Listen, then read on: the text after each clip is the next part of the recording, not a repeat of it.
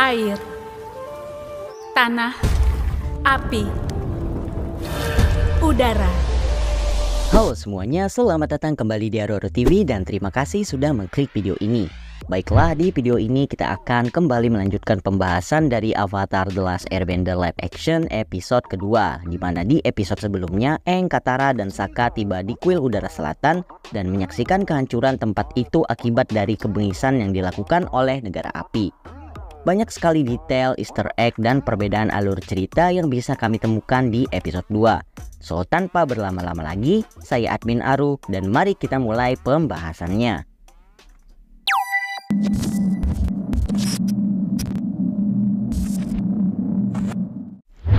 Episode 2 dimulai di kapal Zuko, di mana sang pangeran terlihat sangat kesal karena buku catatan mengenai informasi Avatar telah menghilang, dan seperti biasa Iroh mencoba menenangkan keponakannya itu. Iroh berkata mereka masih diuntungkan karena berada di daerah terpencil dan pergerakan sang Avatar tentunya masih sangatlah terbatas.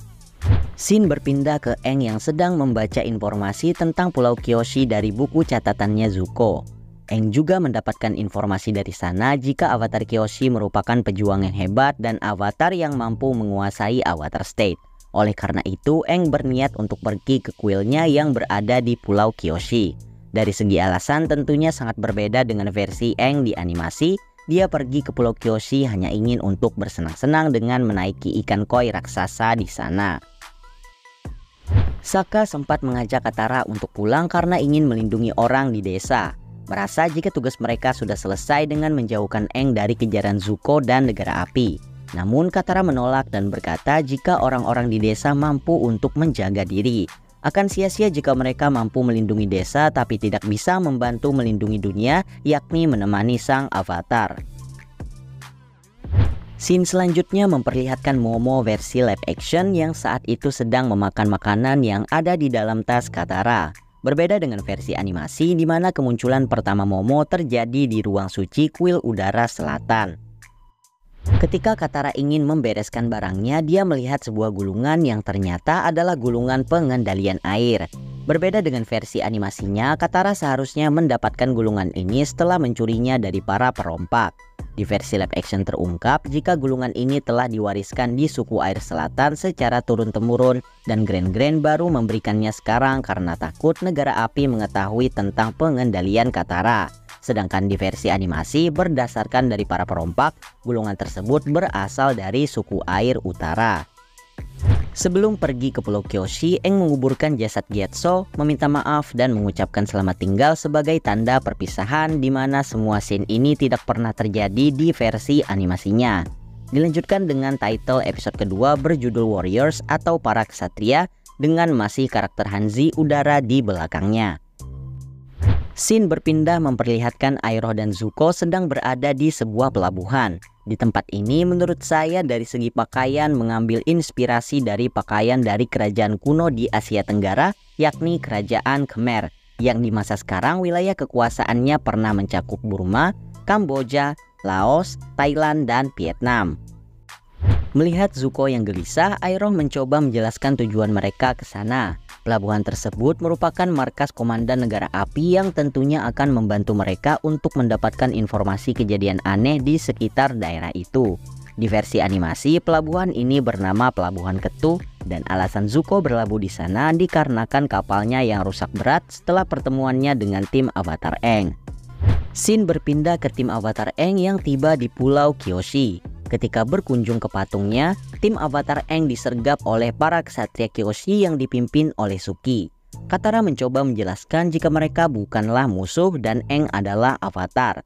Dan secara tiba-tiba patung Avatar Kyoshi mulai menyinari Aang seakan memberitahu para ksatria Kyoshi jika Aang memanglah sang Avatar. Seperti yang sudah saya jelaskan sebelumnya, alasan Aang pergi ke Pulau Kyoshi karena ingin menaiki ikan koi raksasa. So di versi live action ini kita tidak mendapatkan adaptasi scene tersebut. Begitu juga dengan Unagi, yakni belut raksasa yang mendiami Pulau Kyoshi. Tim Avatar Aang dibawa ke desa untuk menghadap Yukari, yakni pemimpin dari Pulau Kyoshi. Seperti yang sudah kami bahas di teaser dan trailer, Yukari adalah karakter original versi live action yang menggantikan peran Oyaji untuk versi animasi yang diperankan oleh Tamlin Tomita. Tidak seperti Oyaji yang menyambut kedatangan Aang, di versi live action ini Yukari malah menyidang dan sempat bersikeras meminta tim avatar Aang untuk pergi dari Pulau Kyoshi terlepas dari status avatarnya. Hatinya mulai tergerak ketika Suki, yakni putrinya sendiri, meyakinkannya untuk membantu Aang mempelajari segala hal yang berkaitan dengan avatar Kyoshi. Ketika Suki mengantarkan tim avatar Aang ke tempat istirahat mereka, Sokka sempat mencoba untuk menaikkan harga dirinya sebagai pria dengan berkata jika dirinya juga pelindung desa sama seperti kesatria Kyoshi. Terlihat di sini Sokka masih memiliki sikap seksis terlepas dari peristiwa di mana dia baru saja dilumpuhkan oleh sekelompok wanita. Shin kembali kepada Zuko dan Iroh yang sudah berada di kantor informasi untuk meminta peta dan laporan pengawasan terbaru.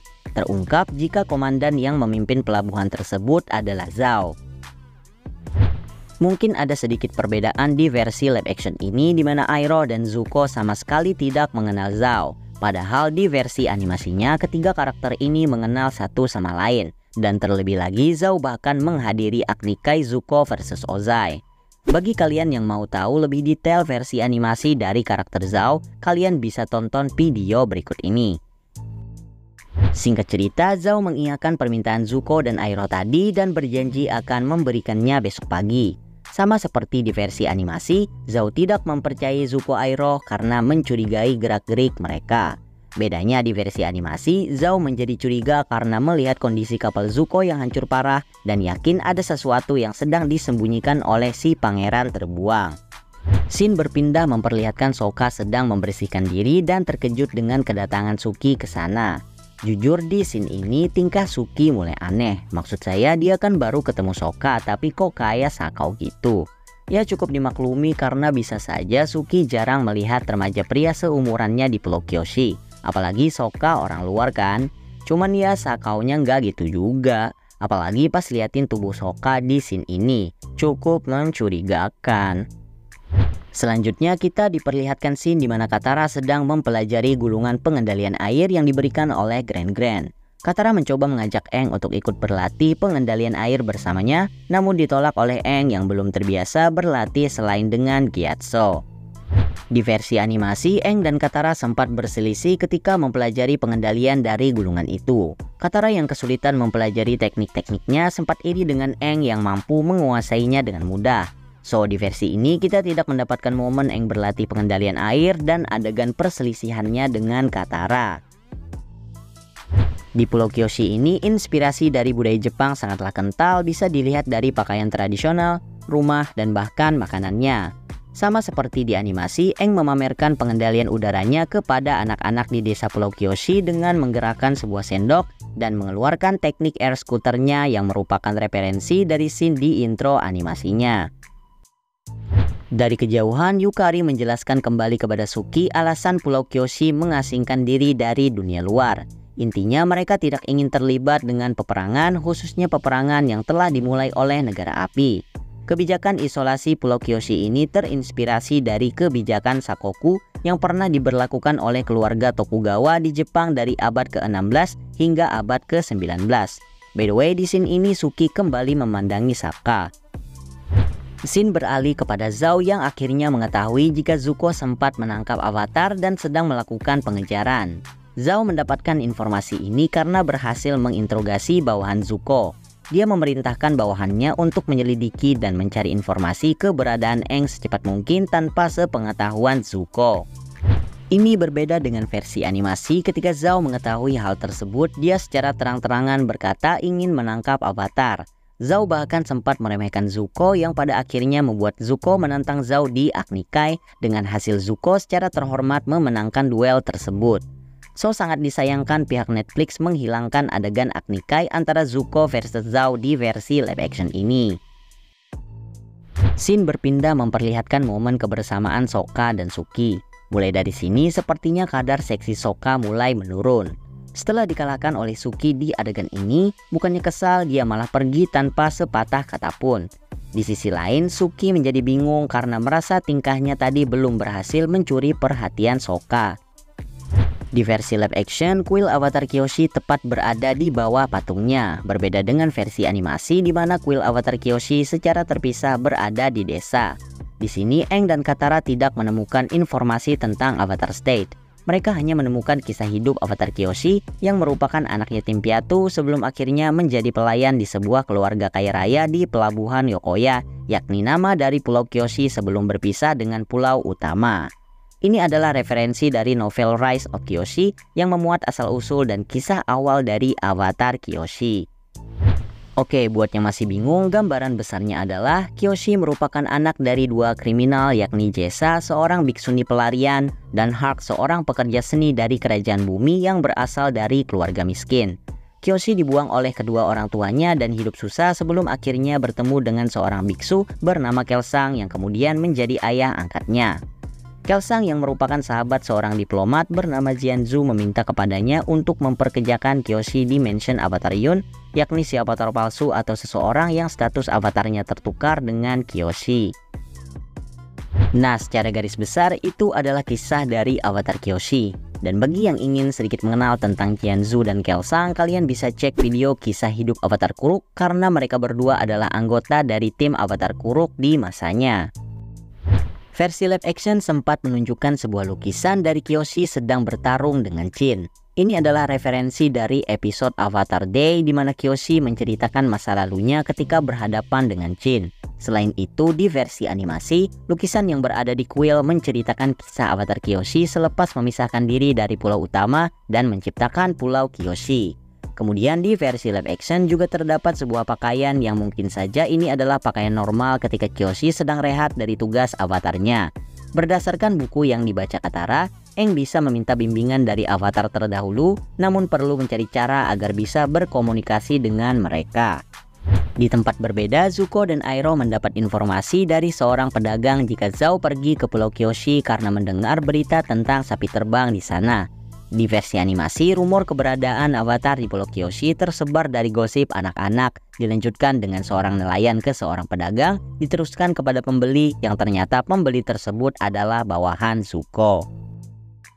Seperti di animasi, ketika Suki dan kesatria Kyoshi lainnya berlatih, Sokka mengintip latihan mereka. Di versi animasi, Suki kembali mempermalukan Sokka di depan semua kesatria Kyoshi dan bahkan membuat Sokka memohon agar bisa dilatih sebagai kesatria. Sedangkan di versi live action, Suki menghentikan latihan mereka dan mengundang Sokka masuk ke dalam dojo. Di scene ini, chemistry mereka berdua semakin menguat, begitu juga dengan tingkat kesakawannya Suki terhadap sosok Sokka.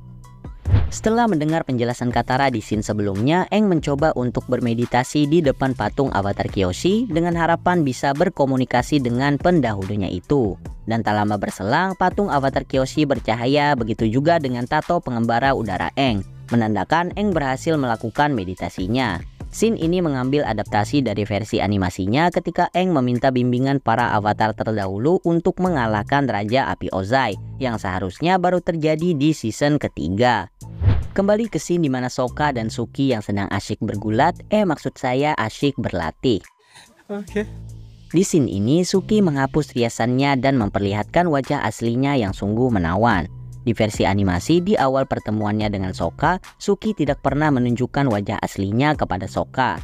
So itu artinya di season kedua nanti kita pastinya tidak akan melihat adegan di mana Sokka tidak mengenali Suki ketika berada di Full Moon Bay. Tapi asli guys, Maria Zheng yang memerankan Suki ini cakep bener dah.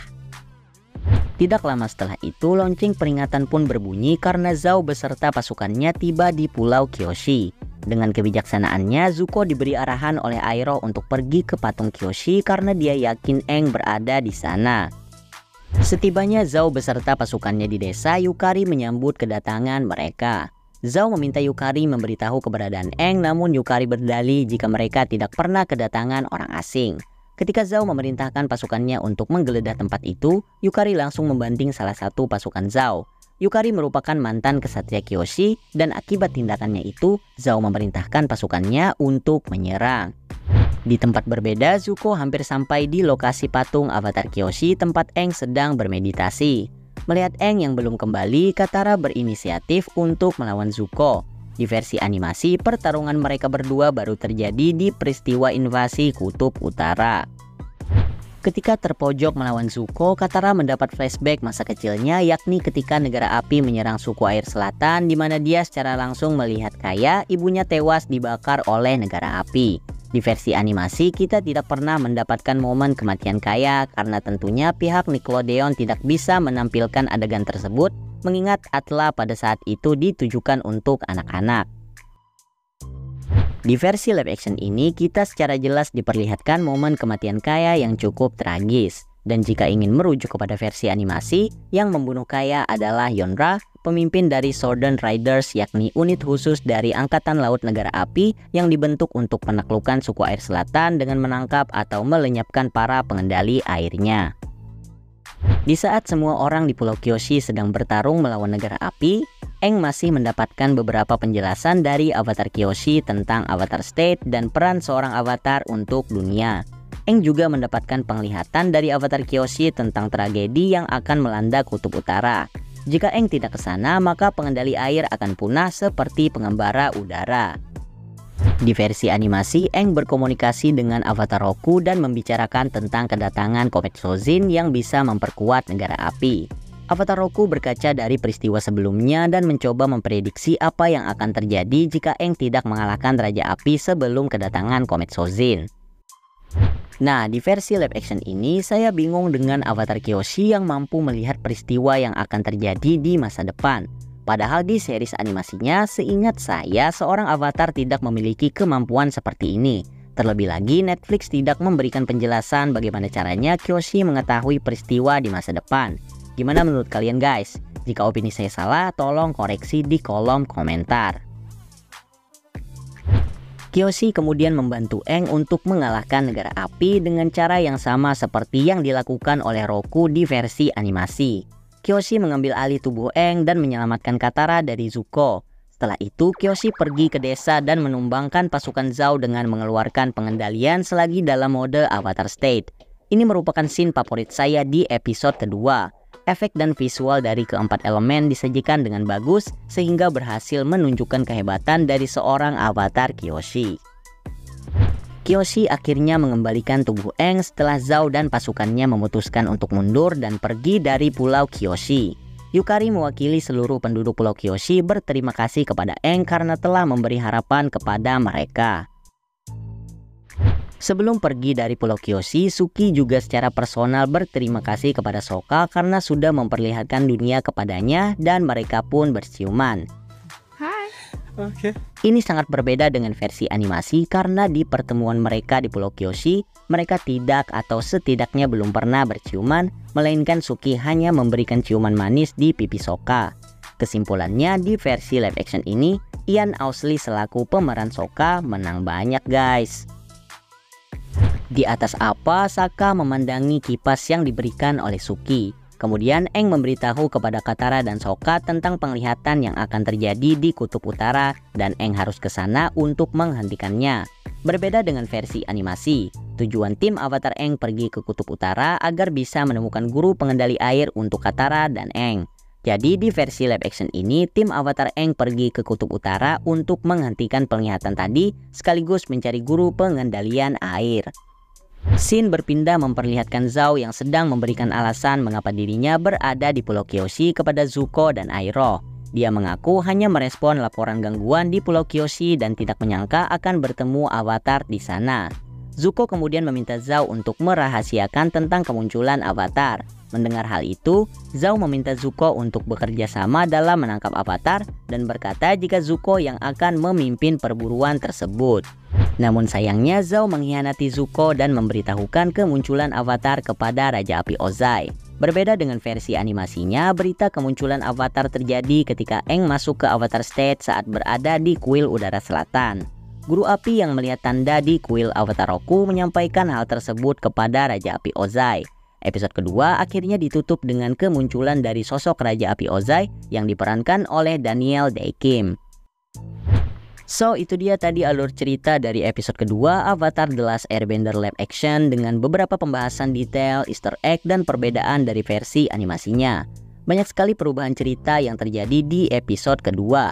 Gimana nih pendapat kalian? Jika ada perbedaan pendapat atau hal apapun, jangan sungkan untuk menuangkannya di kolom komentar. Jangan lupa klik like, subscribe, dan nyalakan tombol notifikasinya. Thank you yang sudah nonton, sampai jumpa di video selanjutnya dan adios.